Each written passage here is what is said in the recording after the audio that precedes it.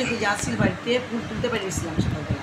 তারপরে এইদিকে যাওয়ার সময় ফুল তোলার পরে একটা সাদা গেঞ্জি পরা একটা ছেলে রাউন্ড দিছে, একবার গেল, তারপরে আবার রাউন্ড দিতেছে। যখন আমি ফুল তুলে যেতেছি তখন আমি জিজ্ঞাসি যে তোমার বাসা কোন জায়গায়, তুমি এখানে যে রাউন্ড দিতেছো?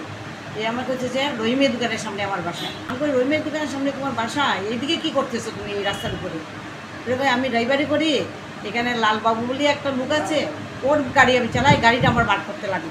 আমি গাড়িটা বার করতে লাগে, তুমি এখানে এত রাউন্ড দিতেছো? ও হ্যাঁ, একটু সময় আমি টাইম পাস করতেছি। তারপরে তো আমি আমার পথে গেলাম, আমার পথে পিছন দিকে আমি ফুল গাছের দিকে যখন হাত করছি যে একটা ফুল পানো, পিছন দিকে কপ করে আমার গলায় ধরছি। গলায় ধরার সঙ্গে সঙ্গে আমি বাম হাত দিয়া আমি চেন এবং আউসকুটটা আমি টাইট করে ধরছি। ধরার পরে ডাইনাতে আমি চেষ্টা করতেছি ওরে আটকানোর জন্য, অনেক সময় অনেক চেষ্টা করছি ডাইনার দিয়ে, কিন্তু ওরে পারতেছি না। অনেক চিৎকার দিচ্ছি, কোনো লোকজনও পাই নাই রাস্তায়। তখন একটা সময়ে আমার কাটিংটা নিয়ে একদম দৌড় দিয়ে একদম এত স্পিডে দৌড় দিচ্ছে, চোখের নিমিশে অনেক দূরে চলে আসবে, মানে যার পরে আমি গিয়ে ওটা ধরার আর তোমার কোনো ক্ষমতা নেই।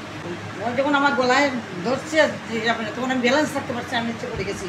পড়ার পরে আমি এটা চেনটারে আটকাইয়া আমি ডাইনার দিয়ে অনেক চেষ্টা করতে আটকানি দেওয়ার লেগে। ডাইনাতে করতে গিয়ে আমার ডাইনাতে অনেক চোট পাইছে। তার সঙ্গে এক হাতে আমি পারছি না, দুই হাত আমি মিলিয়ে আমার চেনটা আচ্ছাড়া হয়ে যাবে। যার লেগে এক হাত বাম হাত আমি সবসময় চেনে ধরে রাখছি, আর ডাইনার দিয়ে তাদের প্রতিবাদ করার চেষ্টা করছি। হাতে আমি ডাইনাতে অনেক চোট পাইছি, কানাতেও অ্যাপিয়ার করছি।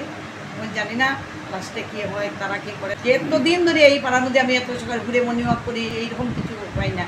আজকে 1 মাস ধরে এই পাড়ার মধ্যে চুরি আরম্ভ হয়েছে।